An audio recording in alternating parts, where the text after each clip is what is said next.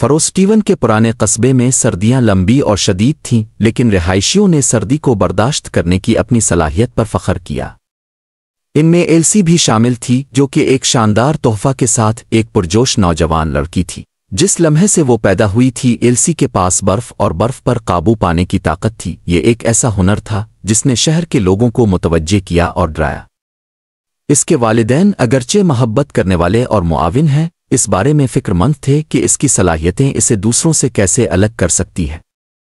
جیسے جیسے ایلسی بڑی ہوتی گئی، اسے اپنی طاقتوں کو تلاش کرنے، اپنی کلائی کے جھٹکے سے برف کے نازک مجسمے بنانے اور ہوا میں ناچنے والے برف کے تودے بنانے میں خوشی ہوئی۔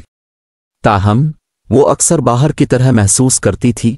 اس کا تحفہ اسے اپنے ساتھیوں سے الگ کرتا تھا۔ اسے تبدیل کرنے کے عزم کے ساتھ ایلسی نے اپنی کمیونٹی کو فائدہ پہنچانے کے لیے اپنی صلاحیتوں کو استعمال کرنے کا فیصلہ کیا۔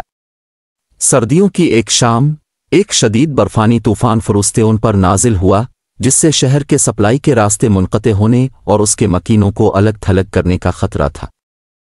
شہر کے لوگ بے چین تھے، اس ڈر سے کہ بے لگام برف ان کے راستے بند کر دے گی اور انہیں اپنے گھروں میں پھنسائے گی۔ ان کی پریشانی کو دیکھ کر ایلسی جانتی تھی کہ اسے کام کرنا ہے۔ ایک گہری سانس اور نئے عزم کے ساتھ ایلسی نے برفانی طوفان میں قدم رکھا۔ جیسے ہی اس نے آسمان کی طرف ہاتھ اٹھائے، گھومتی ہوئی برف اس کی مرضی کے مطابق جھکنے لگی۔ اس نے مہارت کے ساتھ برف کے ذریعے راستے تیار کیے، جس سے ضروری سامان پہنچایا جا سکے اور رہائشیوں کو بیرونی دنیا سے دوبارہ جوڑا جا سکے۔ شہر کے لوگوں نے حیرت سے دیکھا جب وہ انتھک محنت کر رہی تھی۔ اس کی برفیلی طاقتیں اب خوف کا باعث نہیں بلکہ امید کی کرن ہے۔ جیسے ہی طوفان تھم گیا، فروسٹیون کے لوگ ایلسی کی ہمت اور سخاوت کا شکریہ ادا کرنے کے لیے جمع ہوئے۔ یہ اسی لمحے میں تھا جب ایلسی کو احساس ہوا کہ اس کی طاقت صرف اٹھانا بوجھ نہیں ہے، بلکہ ایک تحفہ ہے جسے بانٹنا ہے۔ شہر والوں کا اس کے بارے میں تصور بدل گیا تھا۔ وہ اب صرف برفیلی لمس والی لڑکی نہیں تھی، بلکہ ایک پیاری ہیرو تھی جس نے اپنے شہر کو بچایا تھا۔